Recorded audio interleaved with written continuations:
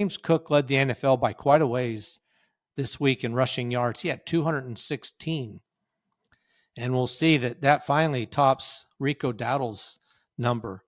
Joins Rico Dowdle as another player with more than 200 rushing yards.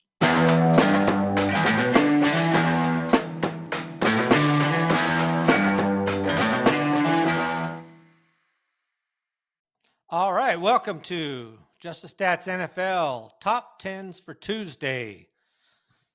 Hope you enjoyed the Monday night game. I guess you would if you were a Kansas City Chief fan. Otherwise, you did not. We'll talk about that game just briefly, talk about some of the interesting top 10s that came out of that game for the Kansas City Chiefs. Also look at top 10s for Week 8, different categories, and then compare that to any of the Week 8s that might have been good enough to make it into the top 10 for the season in game stats. Tomorrow we'll look at season stats overall for the entire season, see who's leading the NFL.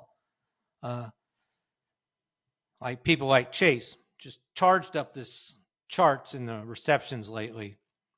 But that we'll do that tomorrow. But today, like I said, we'll do the top 10 from game status.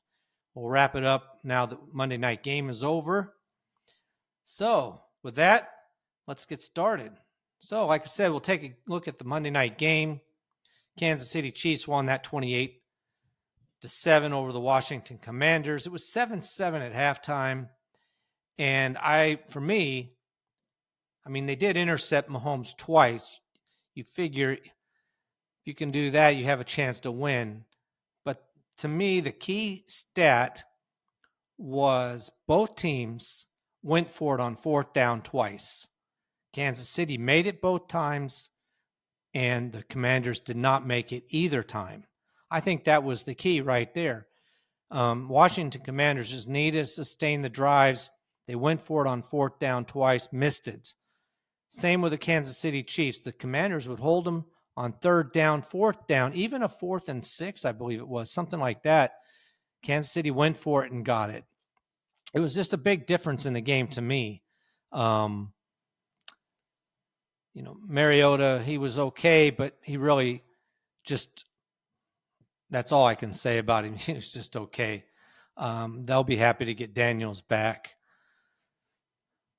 So that was a key stat for me and why Kansas City maintained the drives and then scored, whereas the Commanders turned the ball over, stopped them right in their tracks. All right, so let's look at a couple of stats for the Kansas City Chiefs. One, if you watched the game, you heard this. Travis Kelce was one touchdown, total touchdowns behind Priest Holmes with 80. Priest Holmes has 83.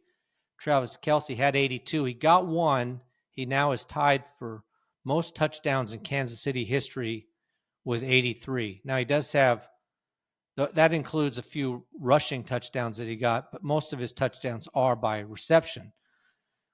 But anyway, now he's tied for first place all time in Kansas City history for total touchdowns. So you could safely say that sometime this season he will become the number one player for the Kansas City Chiefs as far as total touchdowns go. He already leads the Chiefs in most receptions, most receiving yards, most receiving touchdowns. So it's just another feather in his cap for him. Now, one other stat on the negative side is Patrick Mahomes, believe it or not.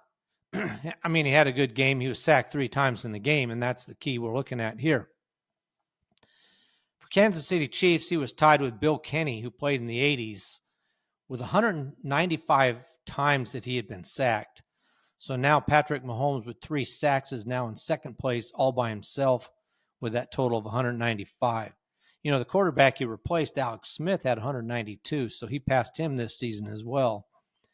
Now, it'll be years, and I'm assuming Patrick Mahomes probably is the Kansas City Chief for life, most likely, or at least most of his career.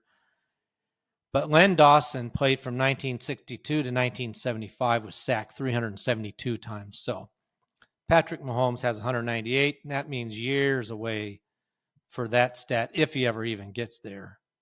But those are a couple of stats from that game, specifically for the Kansas City Chiefs. So now let's look at the top 10s, and we'll start with the quarterbacks, which did include Patrick Mahomes. Let me get this up here. Yeah, so Patrick Mahomes had 299 passing yards, almost made it to 300. Only two quarterbacks this week had 300 yards. That was Jordan Love for the Packers, had 360, and that was for a win. And then C.J. Stroud had, for the Texans, had 318. So those are the only two quarterbacks with more than 300 yards. And you're going to see that when we get to the receivers, why none of the receivers either really made it into the top 10 for the whole season. I mean, we'll see the top 10 for the week 8, but the numbers are lower than you sometimes do see. Joe Flacco, despite the fact that he throws the ball so many times, just doesn't rack up the yards. He was 10th with only 223 yards. Interesting there. But yeah, only two quarterbacks this week with 300 plus yards. We had a season where there was only one, and we've had as many as about 5 or 6. So kind of fluctuates. Now with all these bye weeks, that partly does it. Plus a couple of quarterbacks or backup quarterbacks that played. So that could affect the numbers as well. All right, so now for the season, Jordan Love with that 360 yards was able to make it into the top 10 for the season with 360, puts him in 9th spot this season, just behind Dak Prescott, who had 361. Still leading the NFL this season with 450 yards is Russell Wilson, who's not even playing now. He's benched. But he did that week 2, and I think after week 3, he was on the bench, and Dart was in there. But he did rack up a lot of yards in that one game. It's kind of interesting because you also have like Geno Smith, who's also playing terribly. Week 1, he had 362. Now, Matthew Stafford didn't even play this past week, but he's on this list twice so far. Pretty good for him. And I think that's about it as far as that goes. Only two players with more than 400 yards. Justin Herbert did it last week with the Chargers, and that was in a loss as well. You know, often when you see that many yards, it's because they're trying to play catch up. And both the top two players with more than 400 yards were both in a loss. All right, let's move on to passing touchdowns. This past week, Bo Nix and Tua Tagovailoa both had 4 passing touchdowns this week, as did Jalen Hurts, by the way. Should add him in there. So 3 players with 4 touchdowns in a single game. Good game for Tua, who had been throwing back-to-back games where he threw 3 interceptions. Much better game for him. Bo Nix threw an interception at the very beginning of the game, but after that, it was he was spot on with the touchdown passes, even one to a running back, and had one dropped by Sutton. Got it later though. And then you had several players with 3 and even more with 2. So not only four, that's still a lot. But when you're looking at for the entire season, 4 just puts you tied for second. There's quite a few players now with 4. And then there's 24 times at least that 3 touchdowns happened in a single game. But like I said, those 4 just tacked him into the rest of the group. Jared Goff right now has 5. He had 5 in week 2.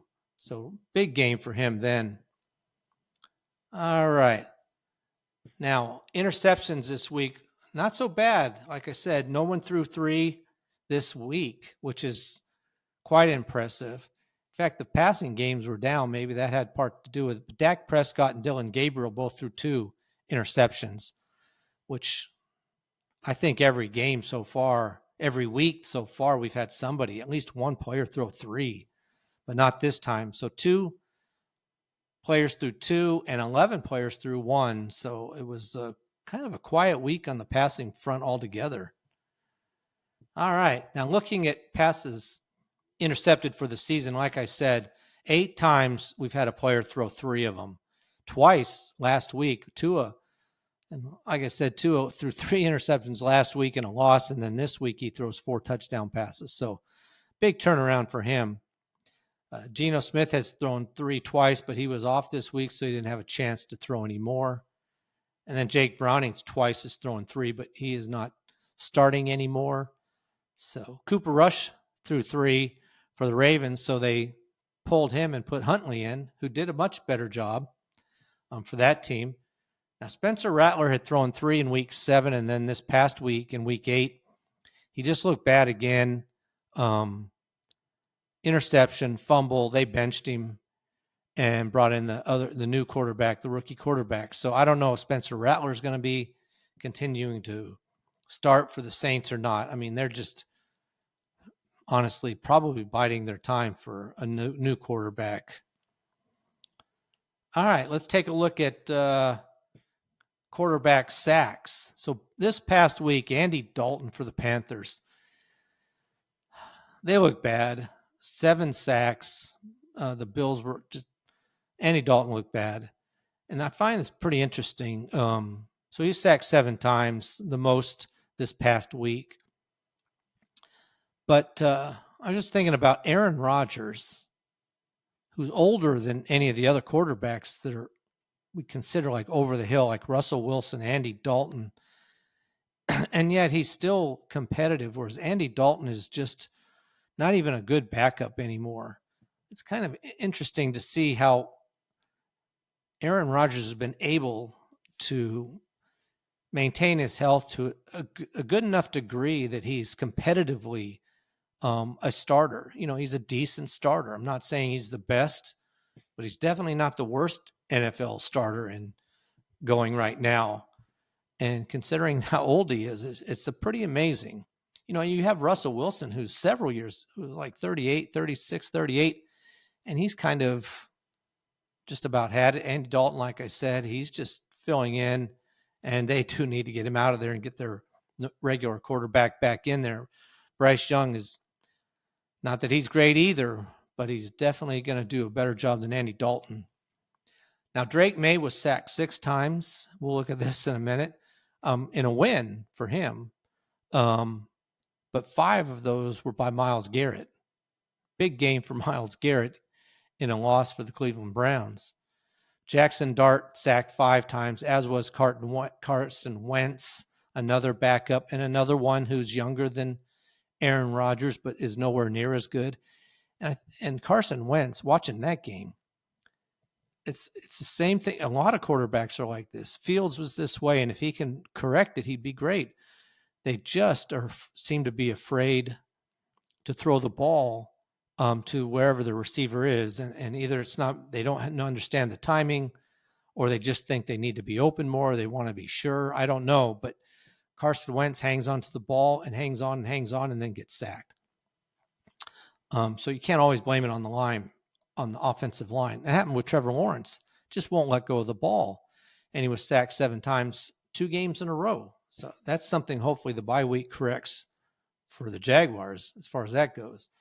So you had 2 players, Jackson Dart and Carson Wentz, sacked 5 times, and then down from there. All right, now on the season, well, with those 7 sacks, Andy Dalton does tie for second with Trevor Lawrence, who's been sacked twice, 2 different games, back-to-back games, week 6 and 7 times. He was sacked in each of those. And then Lamar Jackson, before he went out, that game when he went, and he hasn't been back since, he was sacked 7 times. But Justin Fields right now leads the NFL with 6 sacks. Now, he had a good game this past week. I don't know if he's maybe sacked once. He really, I don't know what they've done. Hopefully it's got him to understand he's got to let go of the ball or do something with it instead of just hanging on to it. But huge improvement for him. So Andy Dalton, I don't expect to see Andy Dalton on here again unless Bryce Young is hurt more. Then you had 10 players 10 times a quarterback's been sacked 6 times in a single game. So that rounds those out. Looking at the running backs, now here's where a little bit of the made up for all those passing yards. James Cook led the NFL by quite a ways this week in rushing yards. He had 216. And we'll see that finally tops Rico Dowdle's number. Joins Rico Dowdle as another player with more than 200 rushing yards. Jonathan Taylor, another good game, 153 yards, and the Colts win. Every team won their top 10 running backs on this list, except for 2. And that was the Bengals. We'll talk about that in a second. But yeah, Jonathan Taylor is looking impressive. He is looking like an MVP right now. I don't think any particular quarterback, at least not yet, and there's a ways to go, is standing out so uniquely over anybody else. But Jonathan Taylor's impressive. We'll see that in a couple different ways when we get to touchdowns as well. Now, Saquon Barkley had 150 yards. Best game of the season for him by far. He looked really good. We'll see what happens with that. And then speaking of the Eagles, Tank Bigsby came in 7th on the rushing total with 104 yards. There were 7 players with more than 100 yards. So 2 Eagles had more than 100 yards rushing. You don't see that too often. So they had, and if you throw in Hurts numbers, they had close to 300 yards rushing. And then finally, you look at the Bengals, similar type of thing. Samaje Perine had 94 yards for the Bengals, and Chase Brown had 73. So you had 2 running backs for the Bengals that made it onto this list of top 10 players this week. All right. Now, looking at overall for this season, James Cook, like I said, tops the list now with 216 rushing yards this week. Rico Dowdle had 206 in week 5, which was the top number. And Rico Dowdle also has the second best with 183, or the third best now, I should say. Now, Jonathan Taylor with this 153 yards puts him at 7th on the list. And he's also on the list with 165. He's on this list twice, as is Rico Dowdle. Bijan Robinson's also on it twice. There's a few players on this list twice. Pretty good as far as that goes. We'll see how James Cook, that was really a good number, and we'll see how he does. He had one of his runs was like 64 yards or something. So that kind of, obviously that often pushes your number up to get a 1 carry with that many yards. Saquon Barkley with his 150 made it at the 9th spot. So he made it onto this list finally, a list that last year he would have been on pretty much all the time. All right. Now, looking at rushing touchdowns, several players had 2, and that was it. We had many weeks, especially when you have Jonathan Taylor, who had 3 rushing touchdowns. He's had it a couple times, but 7 players had 2 rushing touchdowns. James Cook was one of them, as was Josh Allen. So both of those players for the Bills had 2 rushing touchdowns. That's 4 in the single game. Jonathan Taylor was on this list again with 2. This week, he's pretty much been on this list almost every week as far as rushing touchdowns go. Derrick Henry didn't have many yards. He had 71 on 21 carries, but he had 2 rushing touchdowns. And then R.J. Harvey for the Broncos had 2 rushing touchdowns and a receiving touchdown. So he actually did have 3 total touchdowns this week. So that's a look at week 8 as far as touchdowns go. Now, like I said, 5 times there's been 3 touchdowns in a single game. Jonathan Taylor's done it 3 times. And sadly for Cam Scatterbo, he did it in week 6, but he's out for the season. And they wouldn't even show his ankle. His foot was twisted, so you knew something was definitely wrong the way his foot was going off in the wrong direction. He's out for the season. Rough situation with the Giants. Like I said, we'll see how Tracy does filling in for him. And then Quinshon Judkins also had 3 in week 7. He went out in his game as well, and he's day-to-day now. So those two rookie running backs may not be playing. Well, Scatterbo definitely isn't, and Judkins probably will at some point, but I don't know about next week. All right, let's look at the quarterback rushing yards. And again, no one was just jumping out crazy here. Justin Herbert had 62 rushing yards this week to lead the NFL. Tyler Huntley filling in place of Jackson for the Ravens, had 53 in a win for them as well. So he did a decent imitation of Lamar Jackson for last week. And then Drake May had 50. Those are your top 3. And no one else had more than 31. So it was kind of a slow time for that as well. Now, looking at the season leaders in quarterback rushing yards, that 62 put Justin Herbert at 5th right now.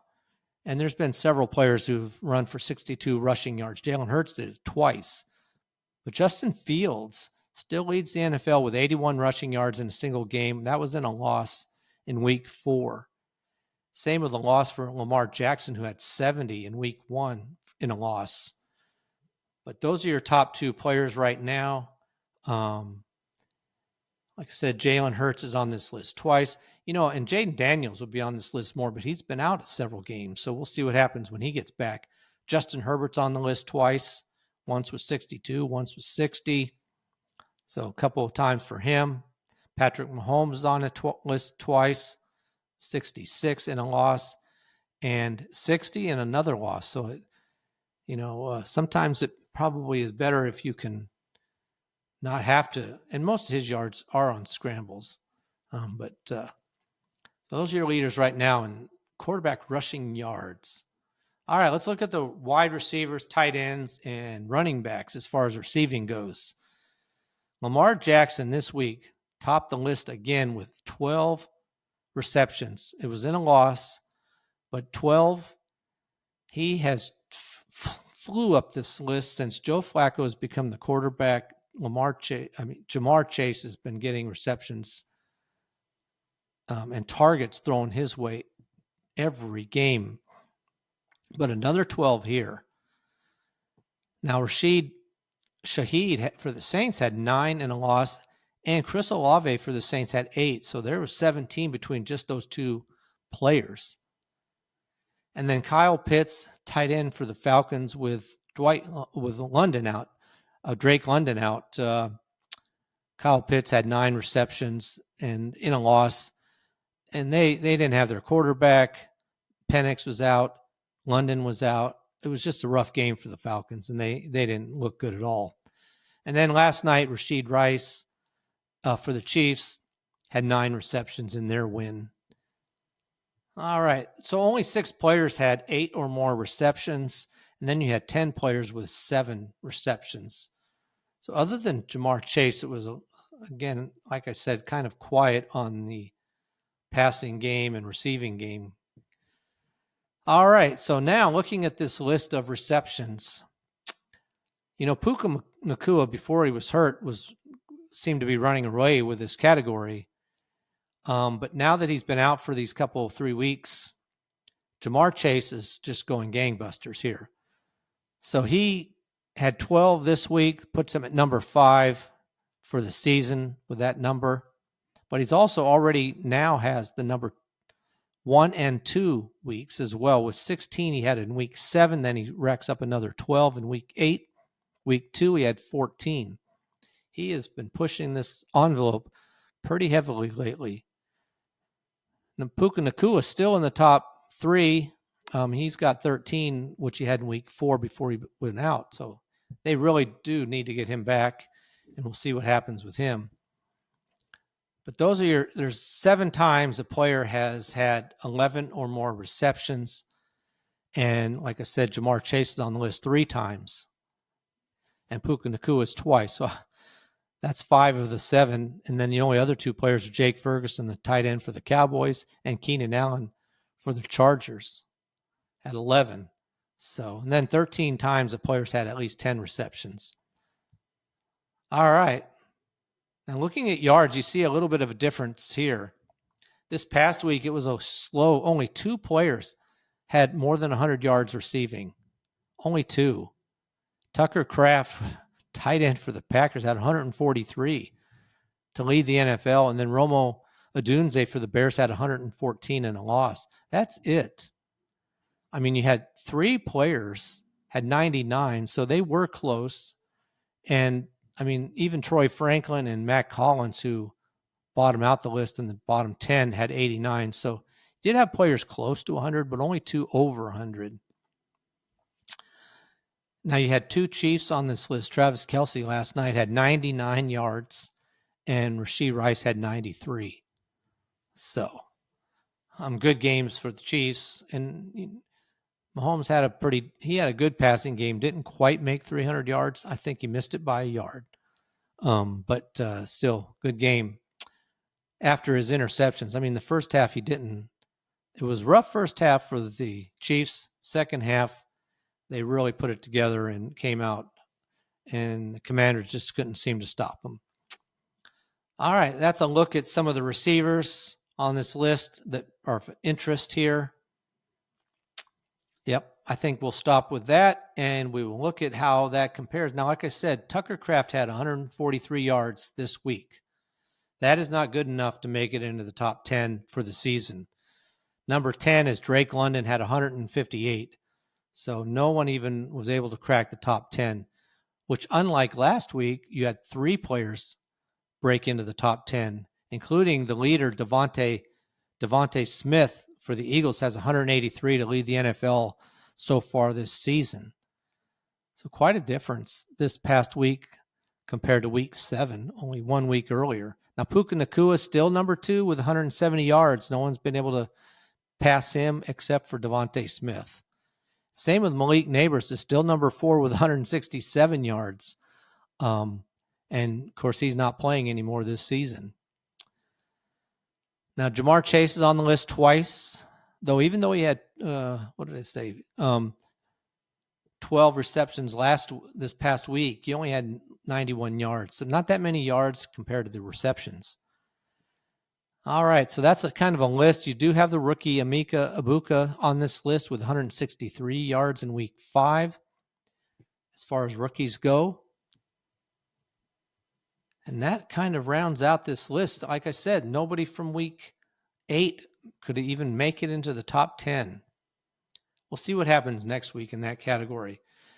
Now, same with receiving touchdowns, I should say, receiving touchdowns. Tucker Kraft, Troy Franklin for the Broncos, and Dallas Goedert all had 2 touchdown receptions.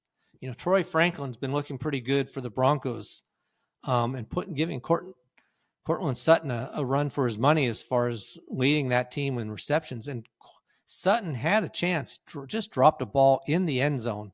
He would have had a touchdown, and maybe Troy Franklin doesn't have 2.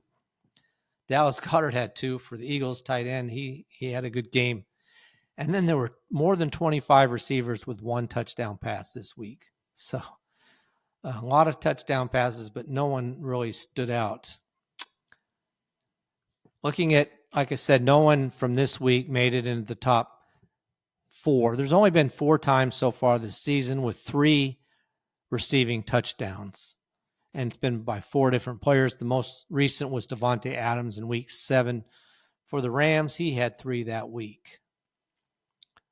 All right. Now, looking at running back receptions, the same thing week. Devon Achane for the Dolphins had 5, as did Isaiah Davis for the Jets, of all people, had 5, not Breece Hall.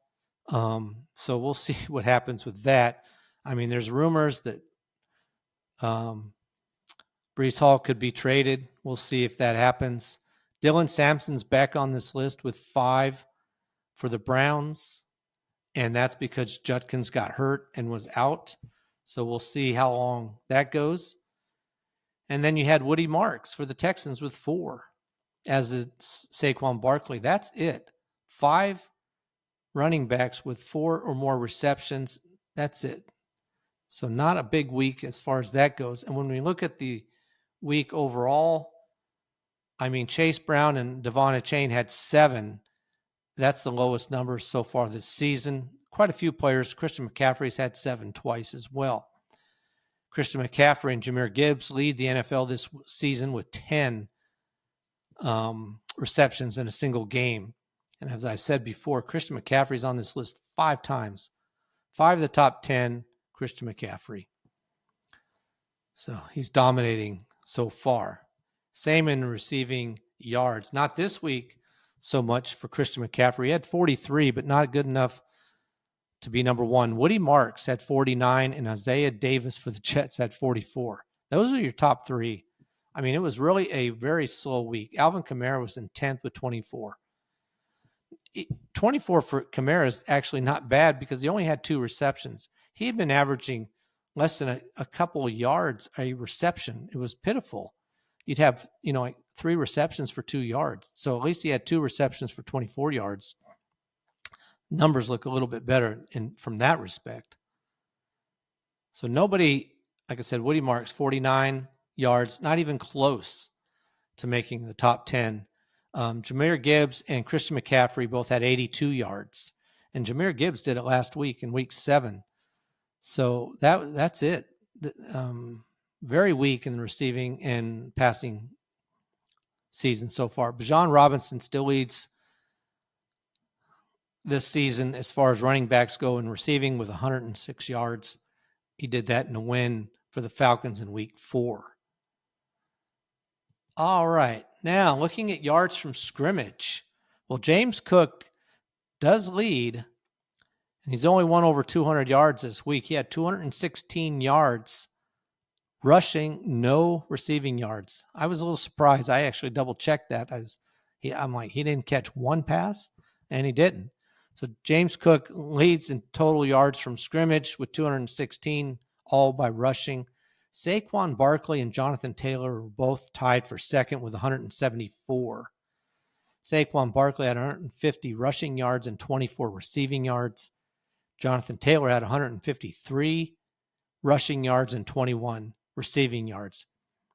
All the top 10 players on this list, their team won, except for Rome Odunze for the Bears, who had 114 yards receiving and no rushing yards, but that was in a loss. Now, looking at this list, every one of them, Isaiah Davis is 10th for the Jets with 109 yards. So every one of them had at least 100 yards total. But the only 3, I mean, you had, like I said, Barkley and Taylor with 174. Then there's a drop down to Breece Hall with 147. But when you do consider that he had 147 with 133 yards rushing, 14 receiving, and you also had Isaiah Davis with 109 as well. So those 2 players together from the same team racked up, 256 yards total in offense by just those 2 players from the Jets. And that wasn't a win. Quite a fun game to watch as far as that goes. When you're talking about the Jets, you don't normally say that. So that's a look at the players. They're the only players on this list, or only team with 2 players on the list in the top 10, I should say, for yards from scrimmage. All right, that was week 8. So 216 yards led week 8 as far as yards from scrimmage. Now, when you go look at that from this season, 216 yards is only good enough for 5th because Rico Dowdle, when he had 183 yards rushing, also had 56 receiving to have the highest number here with 239 yards. Bijan Robinson's right behind him with 238, but he had 170 yards rushing and 68 yards receiving. Rico Dowdle again with 234, and then Jahmyr Gibbs had 218. And then you have James Cook with 216. So those are your top 5. There's been 7 players with 200 or more yards from scrimmage. Christian McCaffrey had 201, and Jonathan Taylor had 215. So those are your top. I got top 10 here, but like I said, 7 of those have been able to crack the 200 yards from scrimmage. and only James Cook this week was able to do it. That's a tougher number to reach because you're talking about, you normally you do need receiving and rushing yards, not necessarily all the time, as is the case with James Cook or Devontae Smith, who's 8th with 183 yards from scrimmage, all by receptions. All right. Now, one other category I wanted to look at here, and we'll wrap this up. That is sacks. And I only bring this up occasionally because it's not such a big number. And I'm looking at the entire season because,